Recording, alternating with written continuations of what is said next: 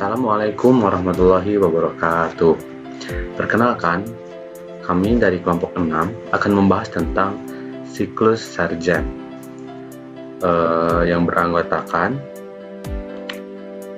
yang pertama itu Afifah Fathia Nurul, kemudian yang kedua ada Dena Anastasia, kemudian yang ketiga ada Yunita Priyesetia, kemudian yang terakhir ada saya sendiri yaitu Haris Surakim. Yang pertama kita akan membahas latar belakang terlebih dahulu. Siklus Sarjan merupakan siklus termodinamika yang digunakan untuk meningkatkan efisiensi suatu sistem termal. Siklus ini memodifikasi siklus Rankine konvensional dengan menambahkan reheating dan regenerative feedwater heating menurut Cengel dan Boles pada tahun 2019. Kemudian pendapat lain mengatakan dalam siklus Rankine standar efisiensi seringkali dibatasi oleh kerugian energi selama proses ekspansi uap di turbin dan selama proses kondensasi di kondensor. Nah, oleh karena itu penggunaan reheating dan regenerasi dalam siklus Sarjan bertujuan untuk meminimalkan kerugian tersebut sekaligus meningkatkan efisiensi keseluruhan sistem menurut Sontag dan kawan-kawan pada tahun 2019. Untuk selanjutnya akan dijelaskan oleh rekan saya. Oke, selanjutnya akan membahas mengenai definisi siklus Sarjan. Apa sih siklus Sarjan itu?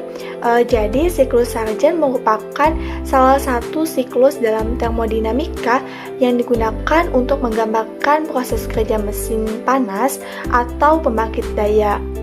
Nah, siklus Sarjan ini merupakan modifikasi dari siklus Rankine, di mana siklus Rankine ini pertama kali diperkenalkan oleh William Jones pada abad ke-19. Nah, siklus tersebut menjadi kerangka utama untuk pembangkit listrik tenaga uap. Namun, dalam implementasinya, siklus ini menghadapi beberapa keterbatasan, terutama dalam hal efisiensi termal.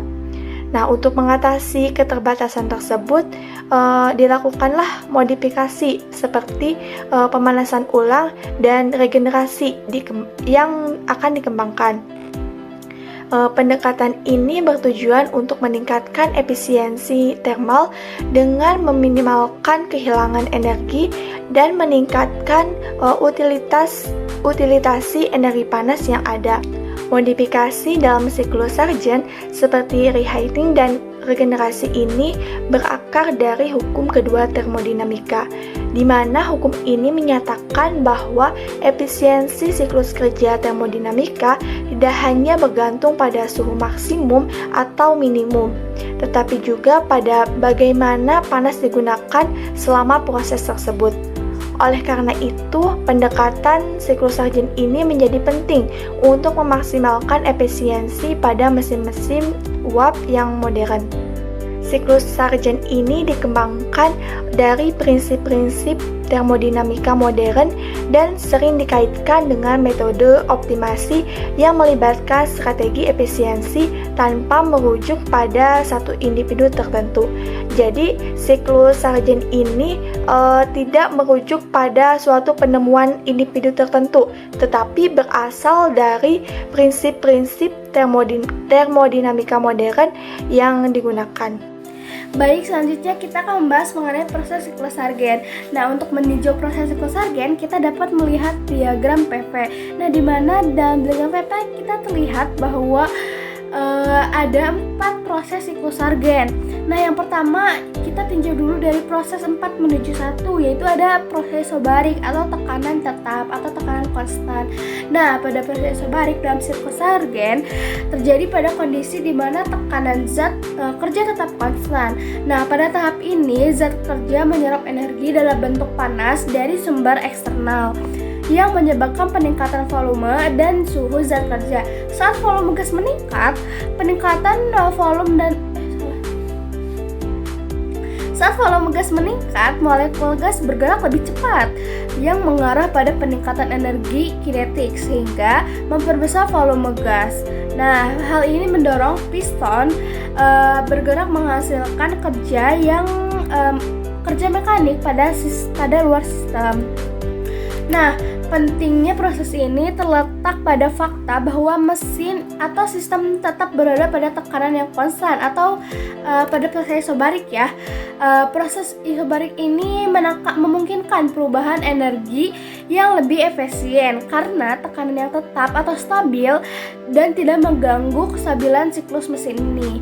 Nah, tekanan yang konstan pada sistem termal ini biasanya dikelola menggunakan katup dan kontrol sistem untuk memastikan bahwa perubahan gas pada mesin tetap pada level yang diinginkan dan memungkinkan kerja yang optimal yang dihasilkan. Pada akhirnya, ketika volume gas meningkat dan suhu naik, zat kerja mengalami ekspansi yang penting untuk siklus selanjutnya, yang mempersiapkan sistem untuk bergerak ke tahap ekspansi diabatik, yaitu proses di mana energi termal yang telah diserap digunakan secara maksimal dalam bentuk kerja. Yang kedua, kita tinjau dalam proses 1 menuju 2, yaitu ada proses adiabatik, di mana proses adiabatik terjadi ketika zat kerja mengalami ekspansi tanpa adanya pertukaran panas dengan lingkungan. Nah, pada fase ini, gas yang sebelumnya telah menerima panas di proses isobarik kemudian melakukan ekspansi karena bekerja pada piston mesin.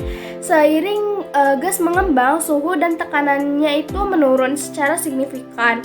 Nah, tetapi tidak ada panas yang masuk atau keluar dari sistem karena prosesnya dilakukan dengan cepat dan tanpa waktu cukup untuk panasnya itu berpindah. Selama ekspansi adiabatik ini, gas yang mengembang melakukan kerja terhadap piston. Dalam hal ini, pekerjaan yang dilakukan oleh gas pada lingkungan sekitarnya. Pengurangan energi internal yang terjadi dalam gas disebabkan oleh hilangnya sebagian besar energi dalam bentuk kerja mekanik pada piston yang mendorong bagian mekanis mesin untuk bergerak. Nah, lalu selanjutnya kita akan membahas mengenai proses yang kedua menuju ketiga, yaitu ada proses isokorik atau volumenya konstan. Nah, pada proses isokorik ini terjadi ketika volume zat kerja tetap konstan selama prosesnya. Namun, zat kerja tetap bekerja dan menerima panas dari sumber eksternal. Nah, karena tidak ada perubahan dalam volume, tidak ada kerja mekanik yang dilakukan oleh sistem pada lingkungannya, tetapi ada transfer panas mengarah pada perubahan energi internal zat kerja.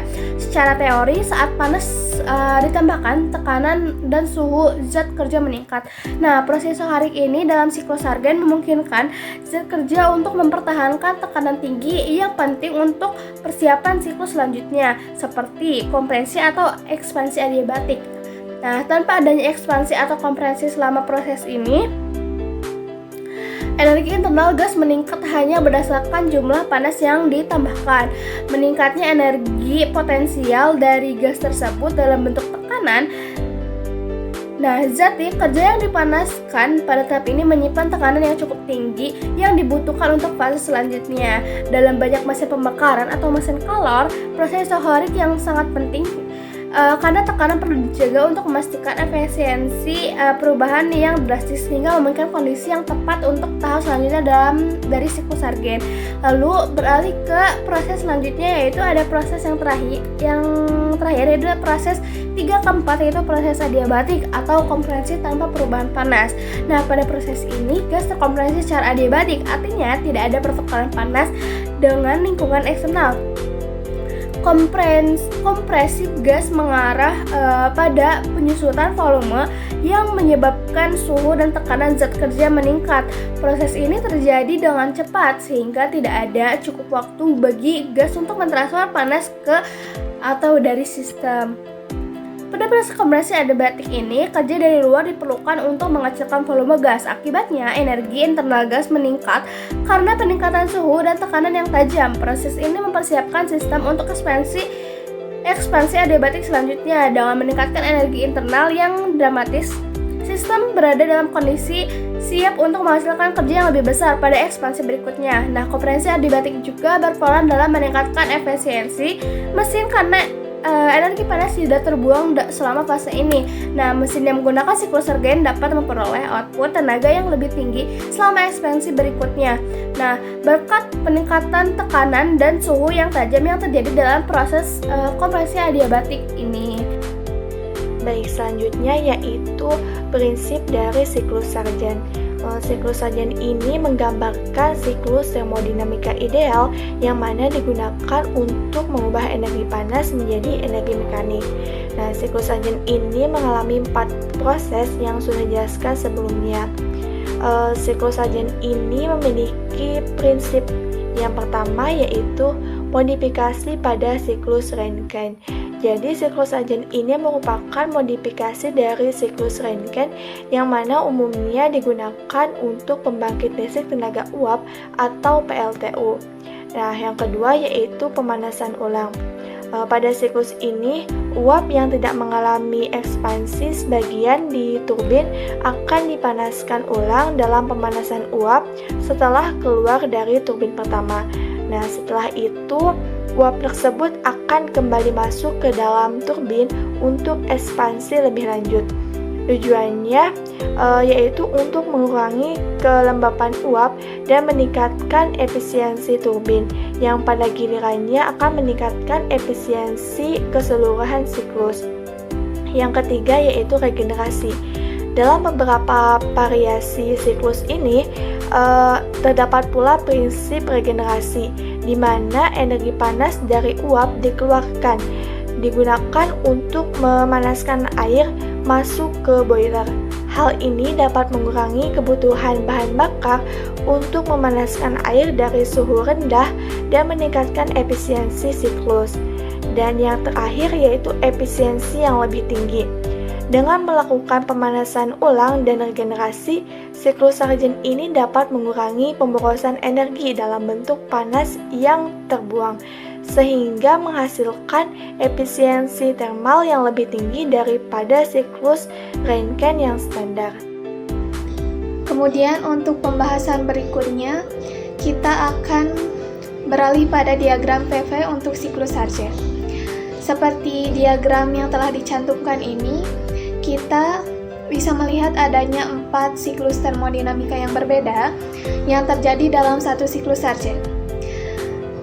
Nah, di sini kita bisa menganggap bahwa prosesnya dimulai dari proses di titik 4 ke titik 1, di mana proses tersebut merupakan proses isobarik yang merupakan proses di mana tekanan konstan. Pada proses ini, zat kerja menerima panas dari sumber eksternal pada tekanan yang konstan. Selama proses ini, sumber zat kerja meningkat yang menyebabkan suhu juga meningkat. Energi yang ditambahkan dalam bentuk panas menyebabkan zat kerja mengembang dan kerja dilakukan oleh sistem pada lingkungan luar. Proses ini penting karena memungkinkan sistem untuk beroperasi pada tekanan yang stabil, yang merupakan kondisi ideal untuk banyak mesin kalor. Kemudian selanjutnya, ada proses dari titik 1 ke titik 2, di mana proses ini merupakan proses adiabatik, yang secara lebih spesifiknya merupakan proses ekspansi adiabatik, di mana dalam proses ini tidak ada panas yang ditransfer ke atau dari lingkungan. Selama proses ini, zat kerja melakukan kerja pada lingkungan yang menyebabkan penurunan suhu dan tekanan. Proses ini terjadi dengan cepat sehingga tidak ada waktu untuk pertukaran panas.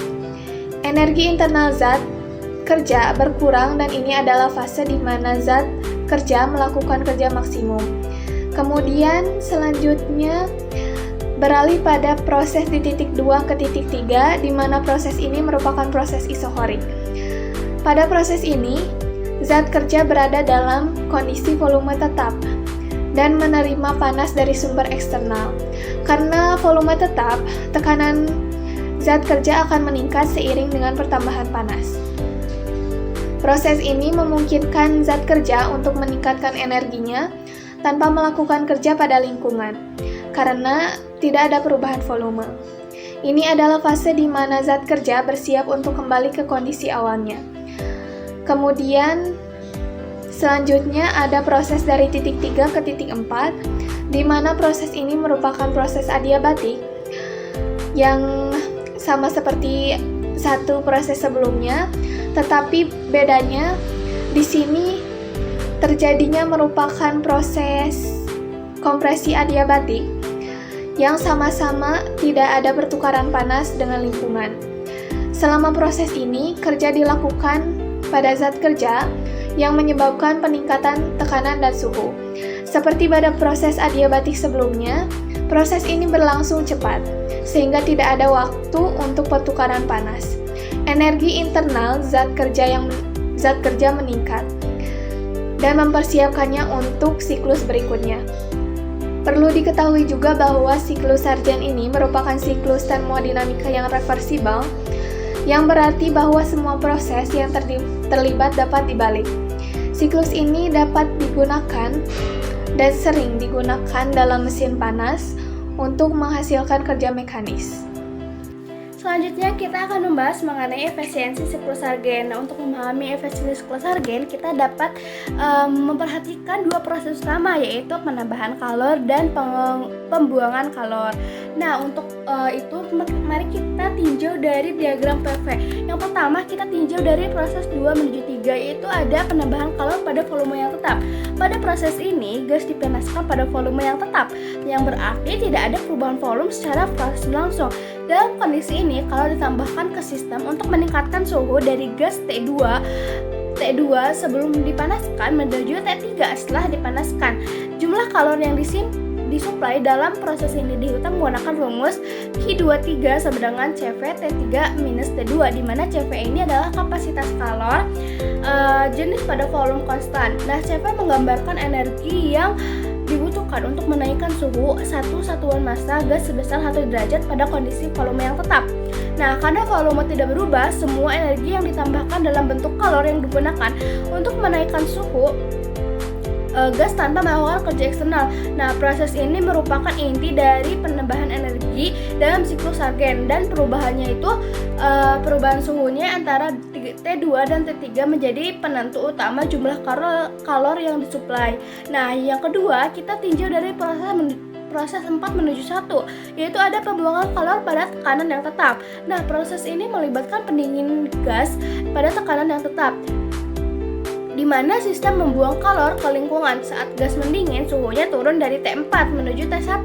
Kalor yang dibuang dihitung menggunakan rumus K41 sama dengan CP T4 menuju T1, di mana CP ini adalah kapasitas kalor jenis pada tekanan yang tetap.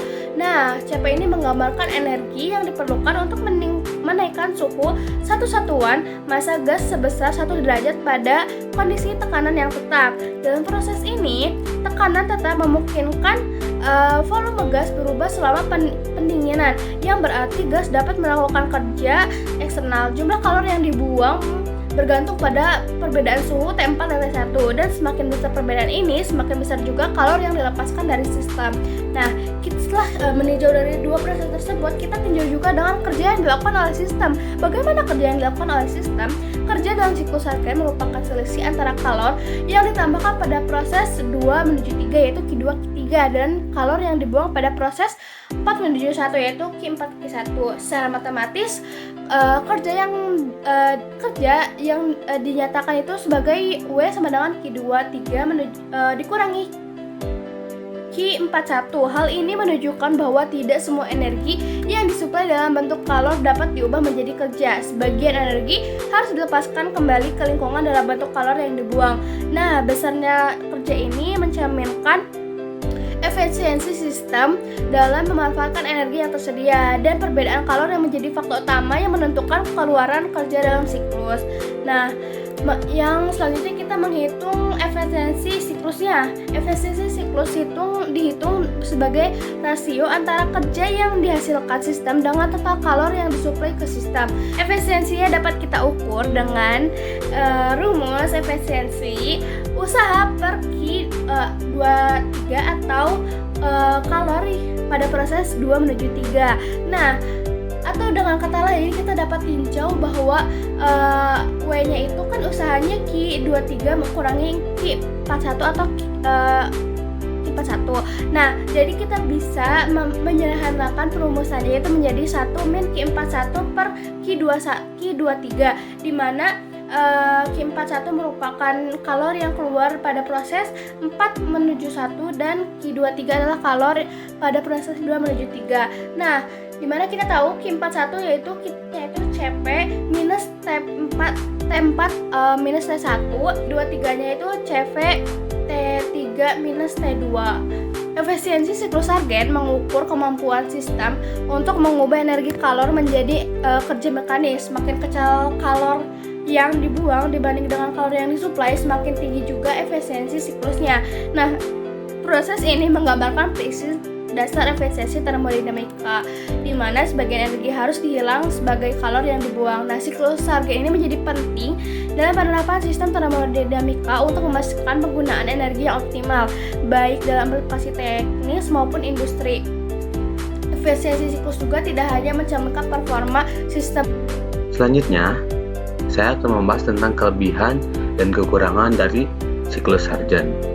Untuk kelebihannya, yang pertama itu efisiensi lebih tinggi. Siklus Sargen dapat memberikan efisiensi yang lebih baik dibandingkan dengan siklus Otto pada kondisi tertentu. Hal ini disebabkan oleh proses pembakaran pada volume konstan yang memungkinkan pemanfaatan energi yang lebih optimal seperti itu. Kelebihan yang kedua ialah penghematan bahan bakar. Tentu saja, dengan efisiensi yang lebih tinggi, mesin yang menggunakan siklus Sargen lebih hemat bahan bakar karena mengarah pada pengurangan konsumsi energi dan emisi gas buangnya seperti itu. Kemudian adapun kekurangannya ya yang pertama ialah penurunan torsi. Nah, meskipun efisien, siklus Sargen dapat menyebabkan penurunan torsi yang dihasilkan oleh mesin. Mengapa?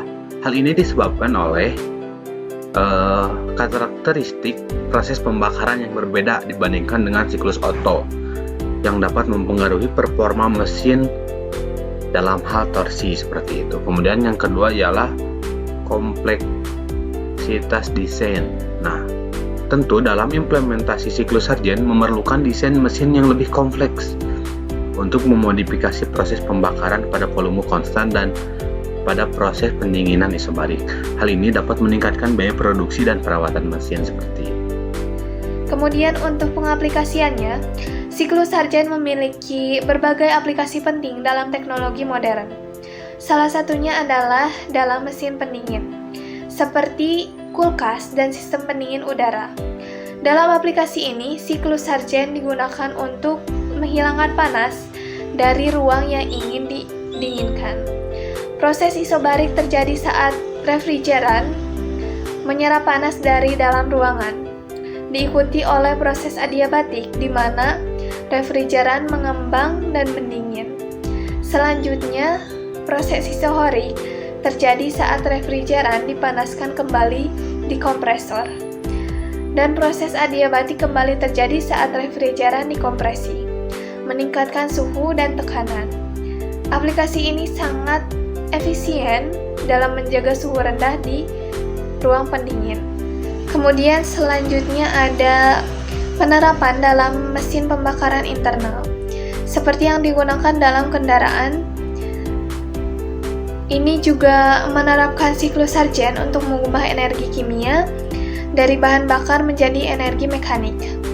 Proses isobarik terjadi saat campuran udara dari bahan bakar terbakar pada tekanan konstan, diikuti oleh proses adiabatik saat gas hasil pembakaran mengembang dan mendorong piston. Proses isohorik terjadi saat gas dibakar pada volume tetap. Dan proses adiabatik kembali terjadi saat gas dikompresi sebelum siklus dimulai lagi. Penerapan siklus ini meningkatkan efisiensi konversi energi dan performa kendaraan.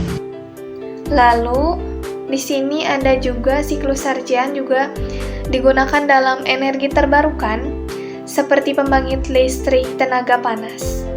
Dalam aplikasi ini, siklus Sargen mengubah energi panas dari sumber terbarukan menjadi energi listrik. Proses isobarik terjadi saat air dipanaskan untuk menghasilkan uap yang kemudian menggerakkan turbin dalam proses adiabatiknya. Setelah itu, proses isohorik terjadi saat uap didinginkan dan dikondensasi, diikuti oleh adiabatik saat air kembali ke bentuk cairan dan dipanaskan lagi. Aplikasi ini memungkinkan produksi listrik dengan efisiensi tinggi dari sumber terbarukan. Selanjutnya, ada pengaplikasian untuk pemanas air yang juga memanfaatkan siklus Sargent untuk memanaskan air dengan efisiensi tinggi. Proses isobarik terjadi saat air dipanaskan pada tekanan konstan, diikuti oleh proses adiabatik saat air mengembang dan suhu meningkat. Proses isohorik terjadi saat air dipanaskan lebih lanjut tanpa perubahan volume. Dan proses adiabatik terjadi lagi saat air kembali ke suhu awal setelah digunakan. Aplikasi ini memastikan pasokan air panas yang efisien untuk keperluan rumah tangga. Kemudian untuk poin terakhir di sini ada sistem energi geotermal. Sistem energi geotermal memanfaatkan panas dari dalam bumi menggunakan siklus Sargent untuk menghasilkan listrik. Proses isobarik terjadi saat air panas dari dalam bumi disalurkan ke permukaan, diikuti oleh proses adiabatik saat uap yang dihasilkan menggerakkan turbin.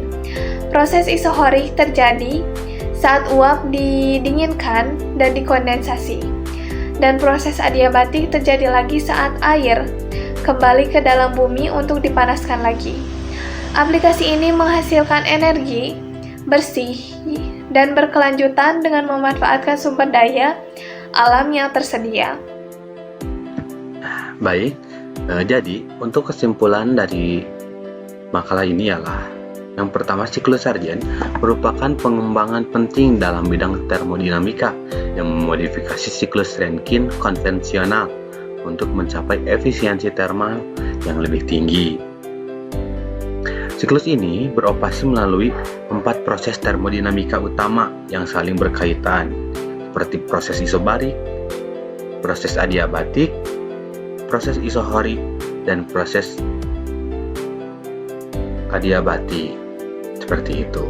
Kemudian, efisiensi siklus ini ditentukan oleh rasio antar kerja yang dihasilkan oleh sistem dengan total kalor yang disuplai, di mana semakin kecil kalor yang dibuang dibanding dengan kalor yang disuplai, maka tingkat efisiensinya semakin tinggi. Nah, kemudian dalam efisiensinya, siklus Sargent memiliki beberapa keunggulan dan tantangan. Keunggulan utamanya terletak pada efisiensi yang lebih tinggi dibanding dengan siklus konvensional dan kemampuannya juga dalam menghemat bahan bakar. Namun, perlu kita pertimbangkan juga kekurangan-kekurangan dari siklus Sargent ini yang berupa penurunan torsi yang dihasilkan serta kompleksitas desain yang lebih tinggi yang dapat memengaruhi biaya produksi dan perawatan. Kemudian, siklus Sargent juga telah terbukti memiliki aplikasi yang luas dalam berbagai teknologi modern. Penerapannya dapat ditemukan dalam sistem pendingin seperti kulkas dan AC, mesin pembakaran internal, sistem energi terbarukan, pemanas air, hingga sistem energi geotermal. Keberagaman aplikasi ini mewujudkan fleksibilitas dan efektivitas siklus Sargent dalam berbagai konteks penggunaan energi. Dengan karakteristik dan kemampuannya dalam mengoptimalkan penggunaan energi, siklus Sargent menjadi komponen penting dalam pengembangan teknologi termodinamika modern, memberikan kontribusi yang signifikan dalam upaya mencapai efisiensi energi yang lebih tinggi dalam aplikasi industri dan teknik. Mungkin sekian dari kelompok kami.